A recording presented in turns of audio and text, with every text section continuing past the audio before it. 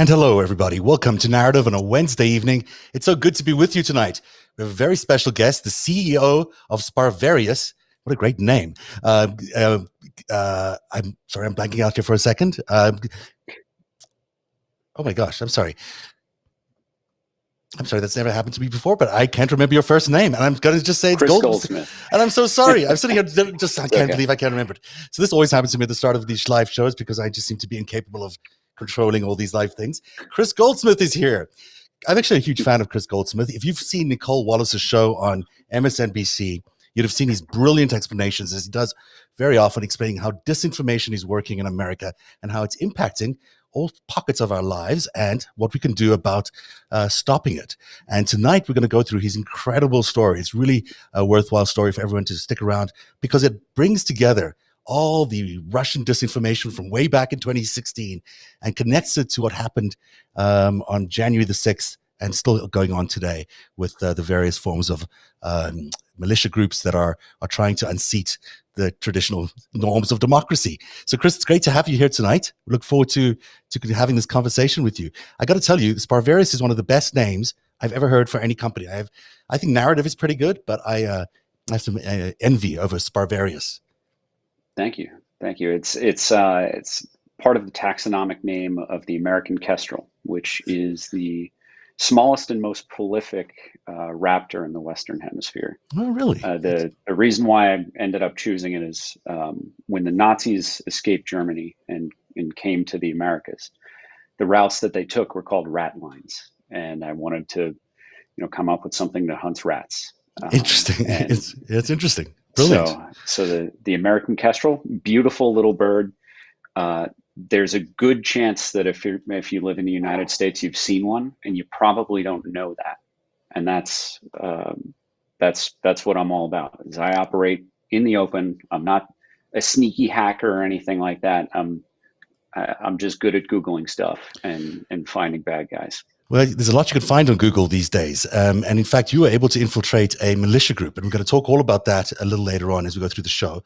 I'm having some difficulty with the tape I was going to run at the news block. So we're going to go right into the interview, which, takes us back to when I was in 2017. Your 2017 and my 2017 were probably quite similar. We were both trying to figure out what was going on in America with Russia's attack on democracy. And I think it was around, April 2017 or thereabouts that it sort of became kind of clear that Facebook, maybe it was a little sooner, but that Facebook was somehow being used as a way to really change the perception of people in America about what was going on in America. And then it turned out that it was Russia that was involved in all of that, and that they helped Donald Trump be elected. So it was like a lot of discovery over that period of time. Now, you were doing something really fascinating at the time. You just finished your, did you finish your deployment in Iraq at that time or? Oh, I deployed back in 2005. So okay. I've been out of the military, out of the United States Army since 2007, okay. And have since been a veteran advocate. So I was working for Vietnam Veterans America right. When I made these discoveries. And tell me about the discovery. Tell me about this incredible document that you came up with, and then we'll go into how you managed to deal with that in Facebook directly. Sure. So in 2017, I was working for Vietnam Veterans America, which is an organization by and for people in their mid-70s. So naturally, being the resident millennial, I was assigned the duties of assisting them with social media and communications. Go figure out that Facebook stuff, Kris. Basically, yeah.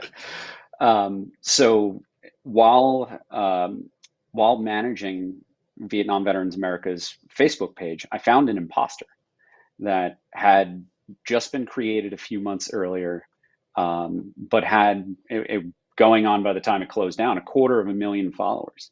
They were using our logo, they were using our name, an imposter website, photos. Yes, and they were using photos of our CEO at wreath laying ceremonies, and they were posting. So this was the Facebook page that I found. We're Vietnam, or my former organization that I was with, Vietnam Veterans of America. The Facebook page that they used was Vietnam Vets of America, which is, a frequent derivative of the name that we use everywhere. Absolutely. So when people typed in Vietnam Vet and the auto-populated search results come, they would get Vietnam Vets of America first. Absolutely. So it would be the first thing they click on. So I clicked on the page and I'm looking at it and I see a couple of different websites, and they're all posting things about veterans healthcare, veterans benefits, stories about veterans. And I'm thinking at first, like, we got to find this person and offer them a job and like merge the Facebook pages. They're doing a great job. I thought it was a member operating somewhere out of Europe. They had me fooled for for probably the first couple of days. And then I started to notice that they were sharing manipulated media. The most, I think the penultimate thing that I found was a 58 second long video that was had been recorded a local news station in rural Massachusetts about a African American Vietnam veterans monument being defaced. Not with a sledgehammer or spray paint. Looked like some kid rubbed some red berries on it or something. Right. Local news story. Anything with vets in it is going to get the clicks. It's going to get the eyeballs. 58 seconds long, nothing too dramatic.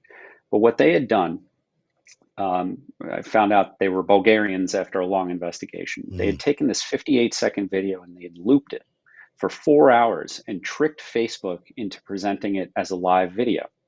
So Facebook's algorithms reward video, period, and reward video that's live more so. Absolutely. So when it was coming up in people's news feeds, they were seeing what looked like a live breaking story about a veterans monument that was being defaced. And the even more tricky thing was these Bulgarian trolls. I don't know who they were working for. Put this meme style text across the top. So you've got the real chyron at the bottom that says veterans African American monument defaced, and then you have the meme style text saying, "Do you think the criminals must suffer?" Heart emoji for no, angry emoji for yes. So that's another way to trick the algorithm, because the like and the share are one thing, but the time that it takes you to drag your cursor or your finger from like to angry or like to heart shows you're more invested. Right. So I watched this. Interesting. It's interesting. They're so familiar with it. They knew the algorithm so well. Yeah. And I mean, when I first presented this evidence to Facebook, they were like, "Oh, you just need to invent more engaging content." I was like, "Well, these people clearly have a team." Yeah. Very familiar with your algorithm. I don't have somehow. the capacity to do this. Yeah. Yeah. So then what happened? Did they take down the video? Did they help you eliminate it, or did you just did they leave it alone for a while, and then you continued to try and find other examples of this kind of propaganda? I started doing what I think most Americans who started recognizing this kind of propaganda were doing, and that was using the reporting function on Facebook. The little 3 dots or whatever it is, report to Facebook, fake news, whatever. And the automated system that goes into every time was like, "Oh, does not violate our policies, does not violate our policies." So I'm getting, dozens of these kickbacks on any report that I make. Doesn't matter what the content's about. So eventually I just started appealing to the press, going to Stars and Stripes, Military Times, military.com, those smaller papers and websites that cover the military and veterans community very, very closely. Once we got their attention, we got Congress's attention, and it was, somewhat of lucky timing. Mark Zuckerberg was sitting in a hearing, and one of the members of Congress asked him, "Hey, what's this I hear about a fake Vietnam veterans page? They've been trying to take it down, and you're not taking it down." So naturally, Zuckerberg doesn't know anything about it, of course. And then the page magically becomes a problem and gets taken down that night. So somehow they violated the policy overnight. Yeah. That's how they do it at Facebook. They wait for something to surface and then they respond. And their policing doesn't seem to happen very proactively.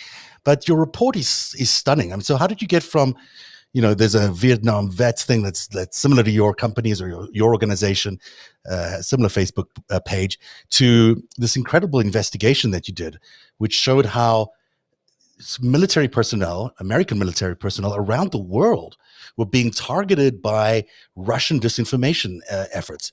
as early as 2017, like even before that, presumably.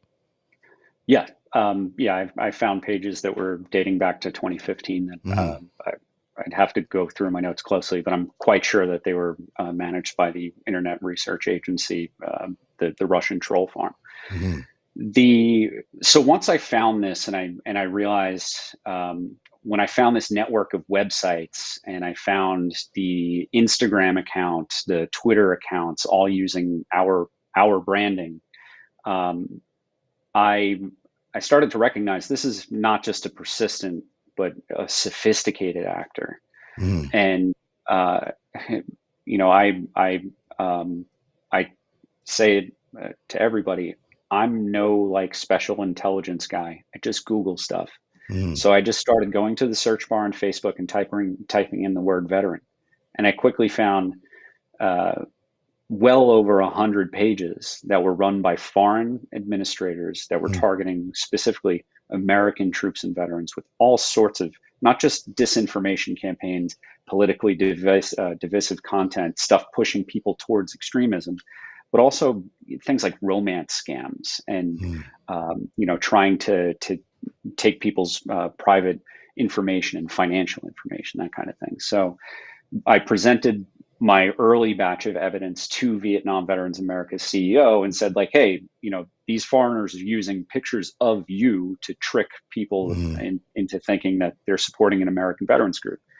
Do I have your permission to continue this investigation? And he kind of did the Hamana Damana, and you're now the chief investigator of Vietnam Veterans America. Yeah. I used to say I'd be the first and last chief investigator of any veterans organization, but I don't think so. I think my investigation has shown like this kind of work is necessary. Absolutely. It's remarkable, actually, because I just want to underline for everyone watching and listening that what we're talking about is an organized effort by foreign countries to target American personnel wherever they are in the world and basically compromise their thinking, starting to feed in or seed information that might lean them politically more right, might make them feel more disgruntled. We'll go through some examples in a bit, but we're talking about a mass effort, coordinated effort by an adversary or adversaries to really change the mood and mentality and the orientation of their beliefs of many of our servicemen around the world. So it's a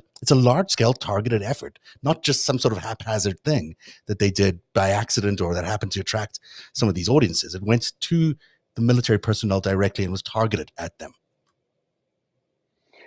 Yeah, and so after I presented my early evidence, they made me the chief investigator, and my guardrails were find the way that foreign actors are targeting our population. Don't get into domestic disinformation. If that had been the focus, it would have been a 200-page report primarily about our sitting commander-in-chief at the time, Donald Trump. So through that, through simply using Facebook to do searches on Facebook, I started to find all of these obvious patterns about the use of the same imagery, the same slogans, the same logos, the same branding. And also a lot of the IRA, as we're running through some of these political figures that are very clearly Democratic figures amongst them, like Alexandria Ocasio-Cortez there, it looks to me like they were targeted in a specific way too. Yeah, absolutely. So I published my report in September 2019 and had been working on it for 2 years prior. So they were anticipating who was going to be candidates in the 2020 election before a lot of them even announced in the primaries. So, I wrote a chapter including a ton of these types of photos you're showing right now, where they were attacking Elizabeth Warren, Bernie Sanders, Beto O'Rourke, Biden, Kamala Harris, Gillibrand. I mean, unbelievable.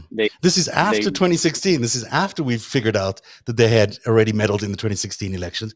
Here they are doing the same thing out in the open, in public, readying for the 2020 elections. Unbelievable. It's really kind of stunning at the goal of it all and how in the open it was. But it's not surprising to those of us who've been studying the Trump Russia for so many years, clearly this has been a coordinated campaign to destabilize America all the way through. But why it's so pernicious and why it impacts our current standing today is because it attacks the military. And, at the time, there was presumably quite a few disgruntled, maybe unhappy people having, been in the two wars that seem to have been going on forever. There were easy targets really for foreign governments who were looking for easy prey to try and radicalize, or at least increase their disgruntlement with either the government or the political left. Well, so the primary reason that my population, service members and veterans, are targeted is because we're an economically efficient target. There is not evidence that I've seen that says that service members and veterans are uniquely or extraordinarily vulnerable to propaganda campaigns. But we are worth much more in per dollar spent and per hour spent in terms of work. If you change the mind, it doesn't matter if you're a Russian sitting in a troll farm, or if you're a Republican, doing an ad for Facebook. If you can change the mind of a veteran, you're more likely to get that entire veteran's family and that veteran's social circle in the pre-social media sense. I give you an example. When I was 20 years old, I deployed to Iraq for a year and come home.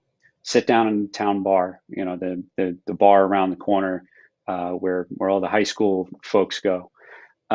Sit down and guys that I went to school with who were 4 years older than me, who I didn't think I'd ever knew who I was. They were seniors, I was freshmen, would sit down next to me and they would talk to me for hours about politics, about global affairs, about the war, because my experience in the military, they valued it, and they valued my opinions, and they took those opinions to heart. Now multiply that times 19, 20, 21 million veterans across the country. We are the most economically efficient target group within the United States.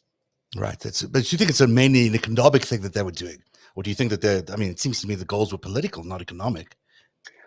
Well, what I'm saying is, if you're going to engage in warfare of any kind, it's an economic problem. Right. Your resources that you have available, your personnel power, your money, your hardware, your development, all of that is an economic problem. Right. So in terms of the cost and impact would be better. The cost, exactly. What do you call the cost impact ratio, or anyhow, that thing. So people online are, by the way, if you're watching on social media, you can also join our chat at narrative.org/TV. That's narrative.org/TV, where we've got an interactive chat going on where we can take your comments directly on the screen. And what people are pointing out right now on the chat is that, it's freedom of speech. There's nothing really wrong with what was going on here. I mean, there's nothing illegal necessarily. If a foreign government wants to do this, they can do it, right? So the First Amendment's a tricky thing. I like to remind people that Facebook is not a government. Facebook is not the public square. Facebook is a privately owned company, and Facebook has a right to either choose to be, defensive of democratic ideals, or allow our foreign adversaries to attack the country that supported them, that made them a global power. So, we've unfortunately seen, especially in the last 5-6 years, that Facebook has really put profits above anything else. And that has, led us to this entire discussion, everything from the disinformation campaigns to the insurrection. I mean, that's generous to say that they've put profits in front of everything else. It seems like they're politically inclined to where Russia is standing on many things, or at least our adversaries. I mean, it's not just that they've got investments from Yuri Milner and those kinds of people in Facebook, which, are questionable at best. But, the deal they got with Russia was a sweetheart deal. They got a lot of investment and no board seats. So they seem to be very cooperative with Russia. In fact, I think VK, whatever the version of Facebook is over there, is very similar to Facebook, almost startlingly similar, that people question whether it is the same. So, I feel like there's a greater onus on Facebook's, or let me say it this way, that there is more to the story than just the profits. I feel like there's perhaps a political agenda that's built into Facebook. And it's sure, when you look at their lack of reaction to so many of these revelations over the years, that it just seems unlikely that it's just profits, because, some of it must be hurting the bottom line too. So I think as ideological as these tech bros get who run these companies, Jack Dorsey, now formerly of Twitter, Mark Zuckerberg, is they have this hardcore social libertarian idea, and it doesn't matter what evidence is before them. They are married to it. They believe that, oh well, the truth will always win in our popular discussion. Again, like, we know this is not true now because anger is rewarded by the algorithms. Anger is more likely to go viral in the pre-internet sense. The phrase "if it bleeds, it leads" on your local TV station, right? So the truth doesn't matter. What matters is eyeballs and clicks, and that is Facebook's ultimate thing. Engagement. They are going to do everything that they can to keep people glued to their platform as much as possible. Now, for those of us who've done a lot of research into what happened in 2016 and before, really, the notion that there was a lot of these memes is pretty standard. But I want you to go through some of these, because these were mostly constructed out of the Internet Research Agency in St. Petersburg. This is, where Putin's chef likes to hang out and not cook. He cooks some memes instead of meals. But there's nevertheless, these are very disturbing, and the volume of them seems incredible. As we look through some of these are all about, tell all the overpaid protesters at the NFL to put on this uniform, and it's obviously a fallen soldier there. It just goes on and on. I mean, it seems to amp up the temperature of soldiers at that period of time, and of vets, which must have been, which was obviously very effective, because you look at the growth of the militia movement at that time, pretty dramatic.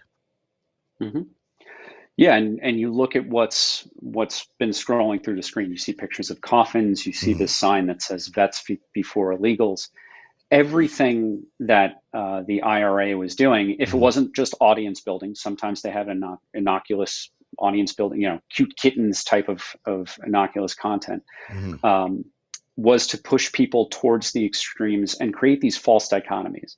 The phrase in terms of the policy world, in terms of legislation and executive decisions coming out of government, the phrase "veterans before refugees" makes zero sense. There is no world in which refugees and veterans are being cared for out of the same pot of money. That's simply not how the federal government works. Veterans before, quote, illegals. There's no world in which undocumented immigrants are taking money or benefits or healthcare or housing away from veterans. But none of that, the average person, the average American, has no idea how policy works. So when they see these flashy slogans, these offensive slogans, they're going to engage with it, because and it strikes a chord. I mean, it strikes their fears. Yeah. So, so they're going to engage. That's just exactly what people do when you strike fear. And it's amazing to me that you found this in 2017 and 2018. Did no one know anything about this before? This was completely under the radar before that? Nobody, as we headed into the 2016 elections and we started seeing a population that was exceedingly extremist, or more extremist than we'd seen before, no one knew that this was going on from your perspective? Not to this scale. I mean, there had been, by the time I started this project, there had been, some pretty major journalistic pieces that were analyzing, these fake pages. But it was only when I started this research that Facebook made available to us, the users, the little tab that identified where the admins were. Now, this is a tool that I'm quite certain is still available on Facebook as a standard thing. It's not like a developer only tool, but nobody clicks on it. So for 2 years, this existed, and I was like the only Facebook user on the planet who was looking at who was looking at the tab and seeing, Vietnam Veterans America, Bulgaria, 3 admins, 0 in the US. Wow. So, that's why I try to emphasize, I'm not some sort of intelligence genius. I just Google things. That's it. Google's powerful, and you got a good brain, obviously. So cut to January 6th, and we've been talking a lot about January 6th and the build up to January 6th on narrative over the last few months, because we've really felt like it's a place where we need to really investigate and figure out what was going on, in particular why these militia groups were so enraged. I mean, yes, we know that the election was supposedly stolen, but how did they get to the point where they were so enraged, and the amount of hatred, especially to Nancy Pelosi and to everybody, including even Mike Pence, is when you listen to some of those Zello calls that we played some yesterday, where the conference call where they were all talking while they were invading the Capitol, it seems like there was just so much anger and also repetitive brainwashing that seemed to be going on during the call. But it must have started earlier on. I mean, this can't just have showed up on January the 6th. It obviously has a longer history. And it strikes me that this must be it. This Facebook, polarization, this incitement, this kind of, scaring people into positions they wouldn't normally hold, is probably where all of this began. I would argue that it began with Fox News. It began with the word Benghazi. I mean, if you say Benghazi, 50% of America all of a sudden turns red and they're infuriated, and they're just like, Hillary Clinton killed a bunch of people. Well, I served in the war of Iraq. Can you tell me how many thousands of soldiers died? These people will not be able to answer that question. But those 4 people who died in Benghazi, in a country they couldn't name which country Benghazi's in, right? Because these people are just brainwashed. They've been watching Fox News, and the right has been shameless. And I'm not just talking about the right-wing media, but the official GOP platform has been about oversimplifying complex problems. And rather than attacking policies, they attack individuals. So it's not, Democrats have a wrong-headed view of foreign policy. It's Hillary Clinton killed people on purpose. Right. That's their conclusion that they're drawing out of it. Yeah. Now, what the difference between Fox News and Facebook is, Facebook removes the editor from the situation. There needs to be on Facebook. There's going to be an editor. There's going to be a producer who's approving content to go on, and you have 24 hours a day, right? On Facebook, there's no editor. Anybody can type anything. Anybody can start a conspiracy theory. Right. And if they're like the Russian IRA, they're good at developing engaging visual content. They can create a movement like QAnon virtually overnight. And did. That's exactly how they did it. So, brainwashing ordinary folk is one thing. Brainwashing military personnel is another. I mean, you're talking about people who've got not only the training, but the means to access a lot of these weapons and just a very different kind of mentality. They're not frightened by war. They might even be attracted to it. So there's this is a very sophisticated psyop against America. This is not just let's brainwash some people, and I think that because it's Facebook, everyone thinks, how impactful could that be? But it's really about mobilizing an army. It's about mobilizing a militia and they did this very thing. They mobilized several militias, which stormed the Capitol. I mean, that's how significant this whole thing is, and people tend to dismiss it, but it really isn't something you can dismiss, because this is in fact how we got to this very violent insurrection on January the 6th. Yeah, and what started on Facebook with Russia targeting service members and veterans to try and brainwash them, to turn them into extremists against not just the government of the United States, but the people of the United States, people like me who disagree with them. They think that I ought to not to exist, right? We've moved on from that to now alternative platforms like Gab, run by a guy named Andrew Torba, who has created it explicitly to be a safe space for neo-Nazis. It is a platform that exists on anti-Semitism. And one of the primary projects that he's had throughout the year of 2021 is convincing people on active duty, troops who are in uniform right now, that the vaccine is dangerous and that they should download papers off of Gab and give it to their commander and say, this is my religious exemption. You can't make me get the shot. So there are domestic actors now, far-right domestic actors, who are convincing service members and veterans to ruin their careers and get sick with a potentially deadly virus. And what happens after they ruin their careers? They end up without health care. They end up without the GI Bill. They end up more vulnerable economically than the average vet. And who do they find on the outside? They find the 3%ers. They find the oath keepers. They find a support network that will accept them and their brainwashed views about magnetic Dr. Fauci superbugs or something like that. Yeah, I mean, it's a stream of lies, but it's become detrimental to their lives and also to America's existence. I mean, at the end of the day, there's a sort of a cancerous thing going on in America where the lies have become deadly and are actually deadly to democracy. And it all does go back, if we can geek out a little bit here, to Russia. At the end of the day, Russia's attack on democracy was a pretty broad spectrum thing. It was, certainly it was the GRU hacks of DNC. It was the WikiLeaks. It was Konstantin Kilimnik getting polling results from Manafort. Let's call it that below the line. But above the line, where people were, people had access to this information. We're talking about things like the Facebook groups, the internet research agencies, plus the Russian operatives on the ground who are organizing events for Black Lives Matter and all these other things. Plus InfoWars, which Alex Jones runs, and his connections to Russia are pretty well known. I mean, they built a very sophisticated, and this is just Russia, we haven't got to China and all the other countries, but they built a very sophisticated machine to disrupt American life. And even though it begins with Facebook and it feels like that's how harmful can that be, it is the biggest problem facing America right now. When you talk about the inability for America to get back together and to move away from polarization, it's Facebook that's the challenge. Or at least one part of it.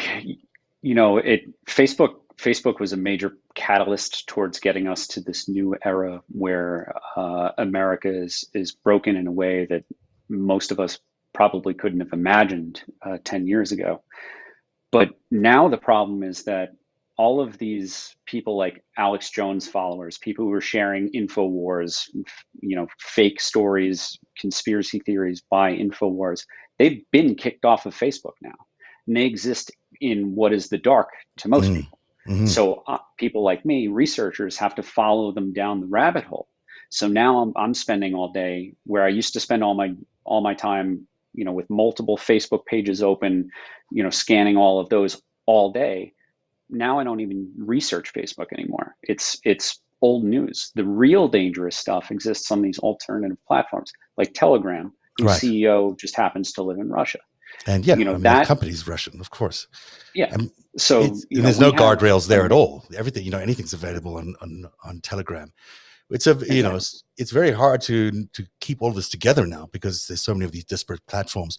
But just for the old way of fighting a war was you had a front line, you had two armies facing off on the front line, and that's the way it basically was. They fought across there and tried to get to the other side. But the asymmetrical warfare that Russia has developed over the years has meant that they can go behind the front lines, using Facebook, using operatives, using any propaganda techniques to basically fight the war, from behind enemy lines. It's a very simple concept, but they've developed it to such an extent, and we've seen it in Ukraine, we've seen it elsewhere, that it's almost impossible to track. One of the quotes I like the most from Sergei Shogun, who's the Russian Ministry of Defense, is, "It's hard to search for a black cat in a dark room, especially if it's not there."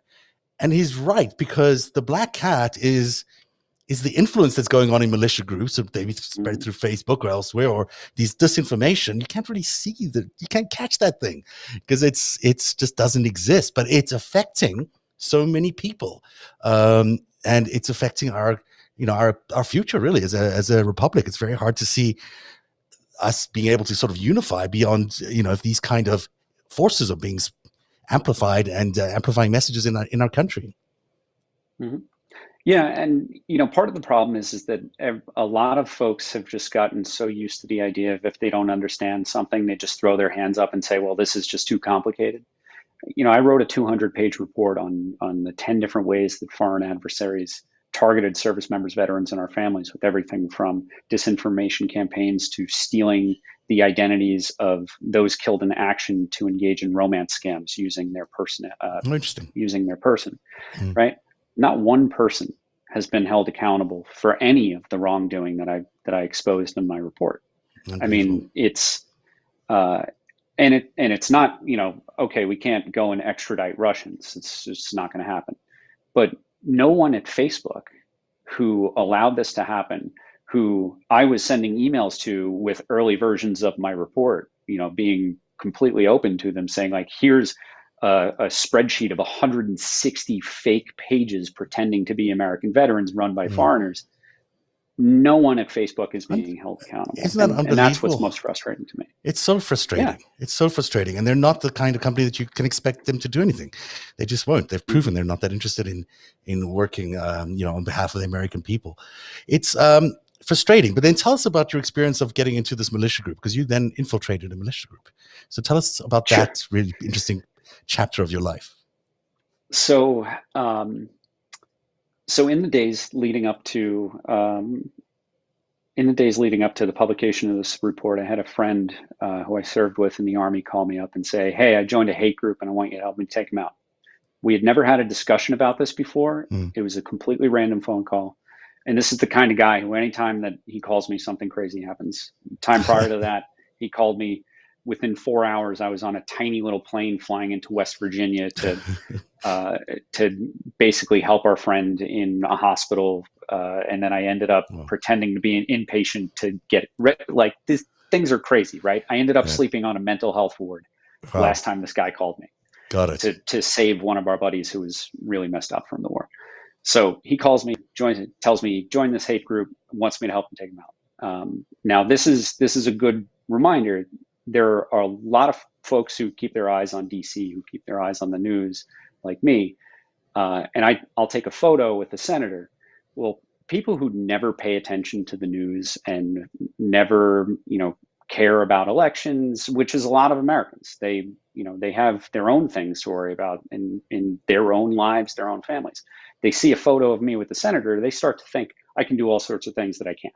Like I can't just call up the FBI and say, "Hey, let's take out a hate group today." Right. That's not how things work. Yeah. So I told my buddy, like, listen, I'm going through a lot right now, about to publish this massive report, which includes some stuff on Russia. So I'm probably going to be a target.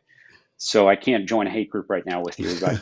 So fast forward a year later, now COVID's a thing. I get laid off from Vietnam Veterans America because the donations dry up.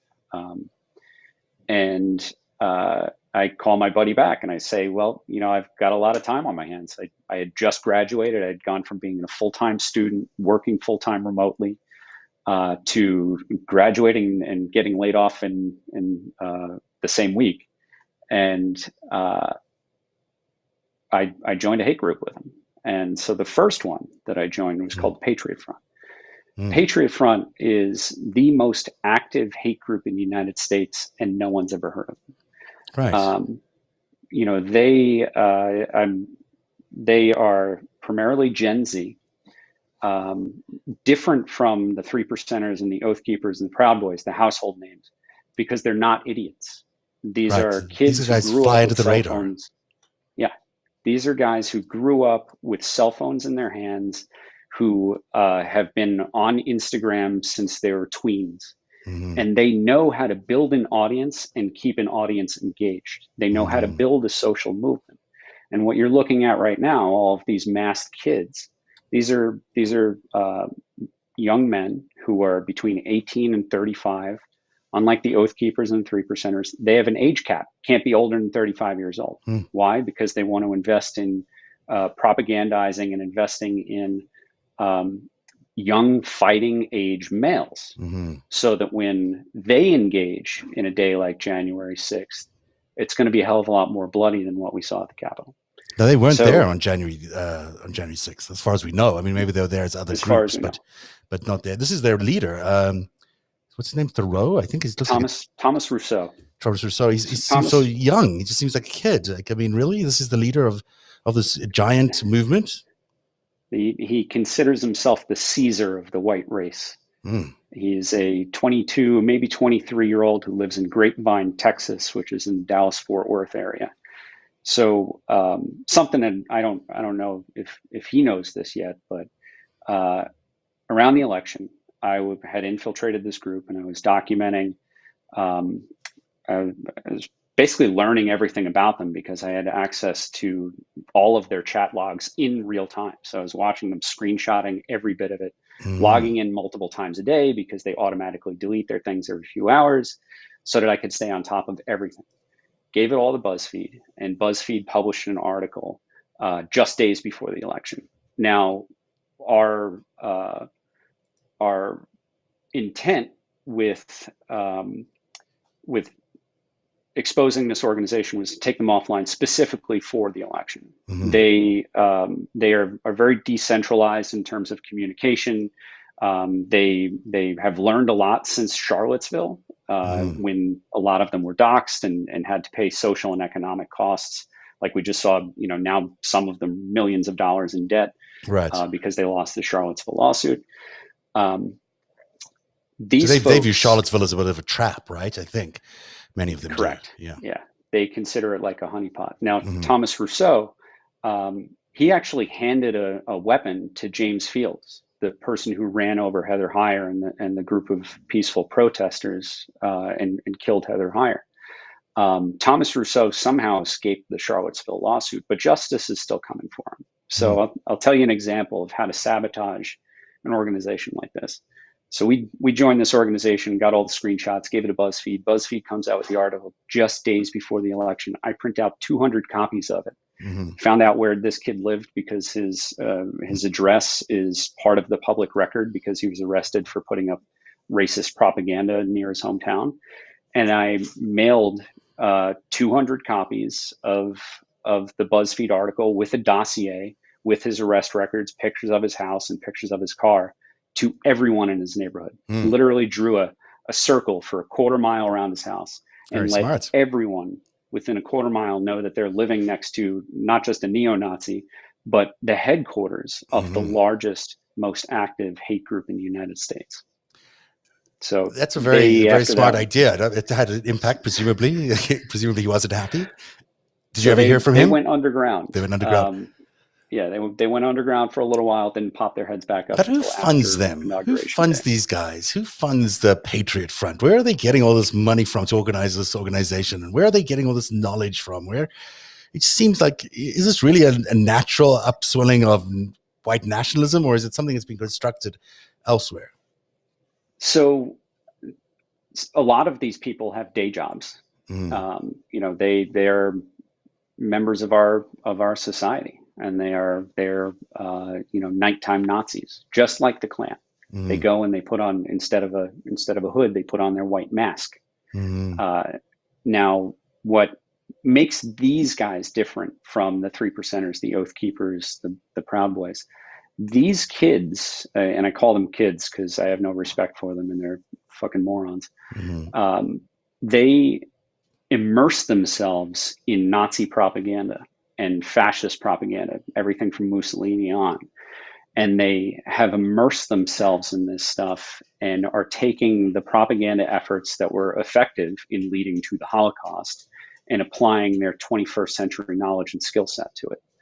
So with that, they are, they were viral on TikTok before anyone knew what they were. Yeah. So when they, one of the most common ways that these new white extremist organizations spread their hate is they go around and they post stickers and flyers with their logo, their name, a message of hate, and then their website address on it.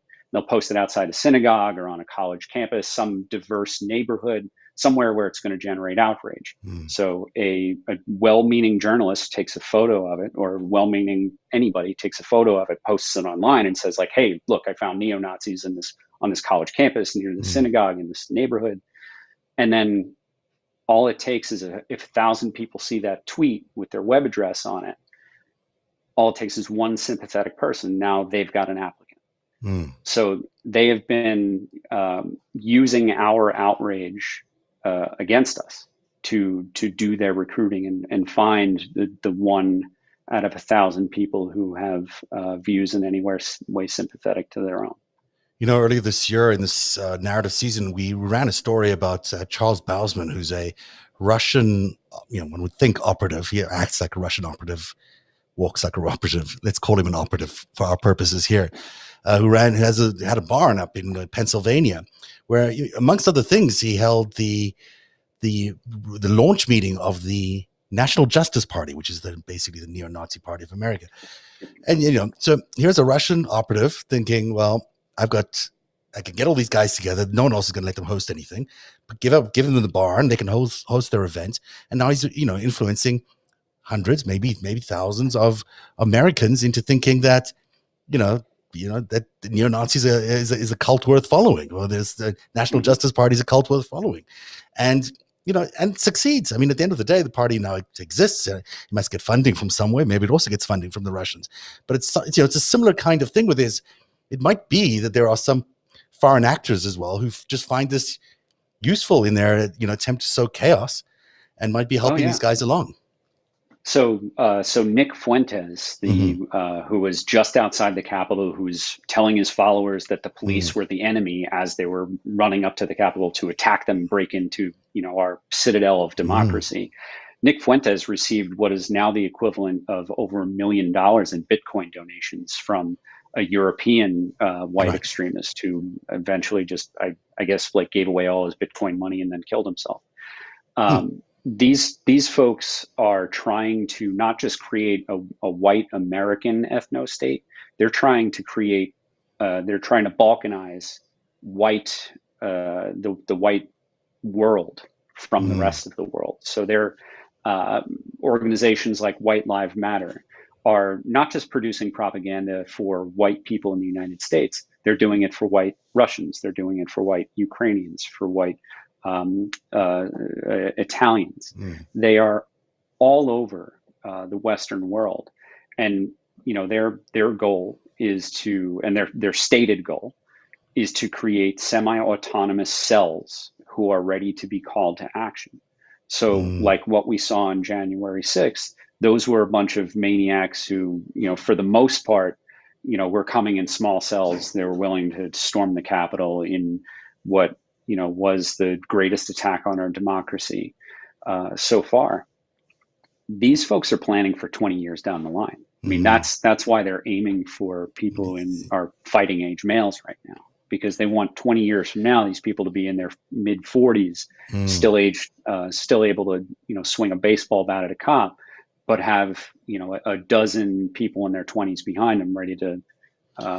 That's a very long-term horizon. These are not kids that are coming up with a strategy. And obviously, these are people who are thinking very, very far ahead. And it strikes me that none of this is good for America. It's certainly troubling to think about what's driving them. You suggest it's just the white nationalism, but there's got to be. I think about the Macedonian thing that you referred to, and that you encountered, as I did way back when, about this Macedonian troll farms that the Russians basically set up in Macedonia to create all this propaganda into the American zeitgeist during the 2016 election. Now, those Macedonian kids had nothing to do.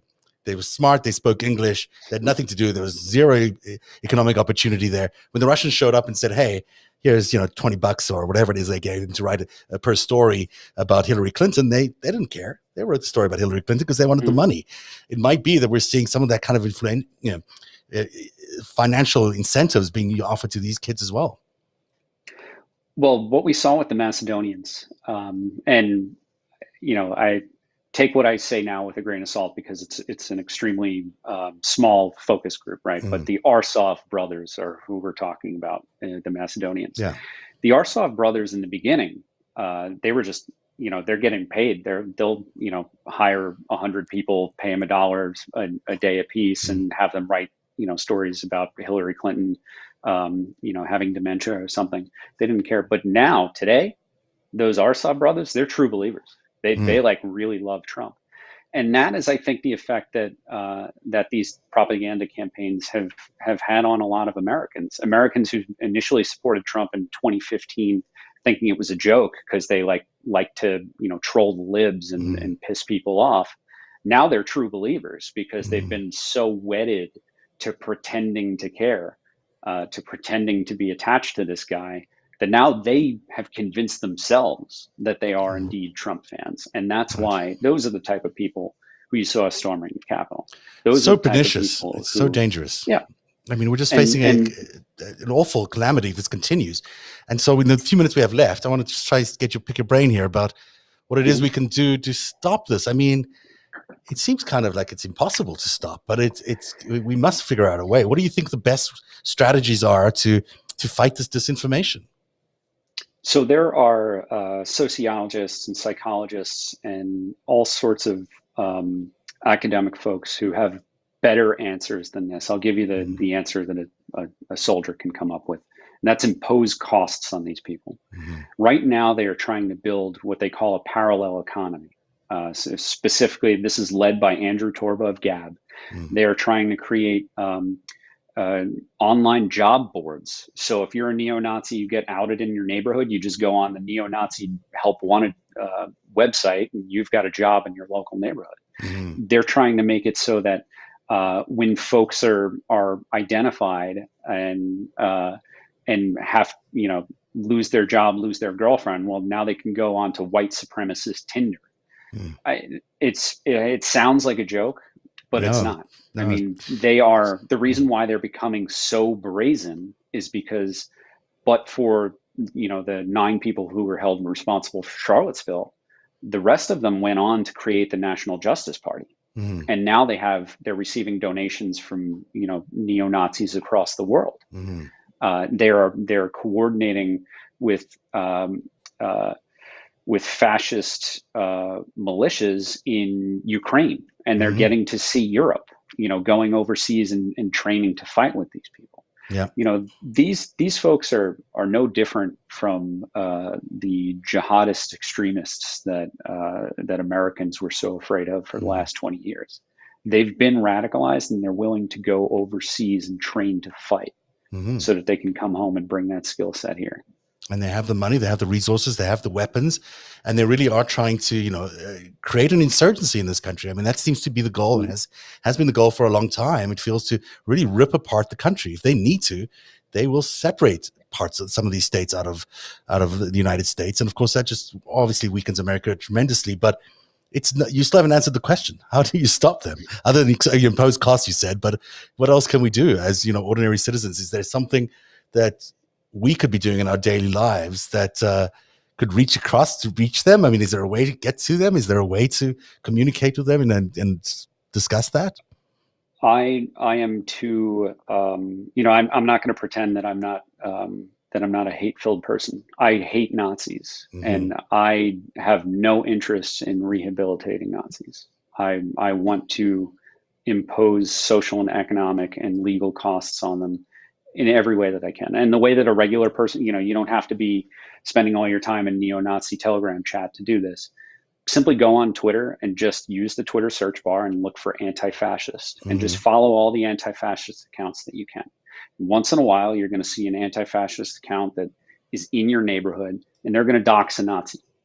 And it's up to you as the person who lives in that neighborhood to make sure that your neighbors, who are probably not on Twitter, are notified so that they know that a Nazi lives in their neighborhood.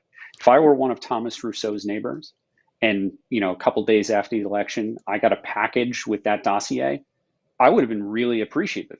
I would like to know if there was a Nazi on the other side of the block, because that's a safety threat. I want to let my local police know that if they find a swastika burned into the schoolyard grass, that's probably the guy who did it, right? I think that's a good answer. That's, you're telling us to be conscious in our neighborhoods of what's going on. And this is ultimately, these are local stories. These are things that show up locally. And it's just about whether people take action. Oftentimes, I think people get really scared at the idea of taking action in any of these situations. But I think it's, as we are learning tonight, it's a big problem we're having. And it's a continuing and growing problem in America. And it could lead to the very destruction of this country. It certainly feels like we haven't, many people think that January the 6th was sort of the end of things. It really wasn't. It's sort of just the first in many chapters, maybe. And another local action thing, and you might have seen me say this on Nicole Wallace's show, is folks ought to start going to their school board meetings, their local school board meetings. If you watch Fox News, you'll see that there are crazy people Proud Boys showing up in full uniform, the yellow and black, the body armor, the helmets. You're seeing the 3%ers, the Oath Keepers show up at these places. People who are not crazy also need to show up, because you need to show those who live in your neighborhood, who have run for that school board, who are doing a job that they might not be even getting paid for, that them staying in that position is worth it, because the community has their back. Because what the Oath Keepers, the 3%ers, the Proud Boys, and the neo-Nazis want to do is they want to create vacancies on those school boards so that they can just run for those vacant positions. Next thing you know, you have a neo-Nazi who's determining what textbooks your kids can read. Right. I mean, that's a real threat in this country right now, and it's happening.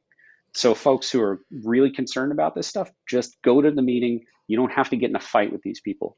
Just sit down and just clap and support your local legislator. I mean, it's unbelievable what the Supreme Court did today, just in that hearing on abortion. It sort of, makes you think anything is possible, really. If the Supreme Court that reactionary who could go down to abortion just at 15 weeks, then, it could be anything. Really, it's kind of dismaying time to be an American. But thank you very much, Kris. I'm glad you're here tonight, and I thank you very much for being with us. Tell everyone where they can find you on Twitter, where they can find your organization, and anything else you want to promote. Feel free to do that. Sure. So one of the organizations I have to give a shout out to is Veterans for American Ideals. Veterans for American Ideals is a project of human rights first, and we're not just about fighting extremists and trying to stop extremism from impacting the military and veterans community. We're trying to help Afghans settle in the United States, our allies who are overseas. We're helping them become the newest Americans. And you want to piss off a Nazi? Help make an Afghan an American. I mean, that's like the most mean thing you can do to a Nazi. So Veterans for American Ideals, VFAI.org. You can find me on Twitter at KRIS Goldsmith 85. That's the best way if you want to get into contact with me. I try to respond to most of my messages. And it's Sparvarius is the company you run, which is the open source intelligence organization you have. You've been so helpful tonight to connect these dots, which I think is so important. It's so important for everyone to realize that, the insurrection just didn't happen out of nothing.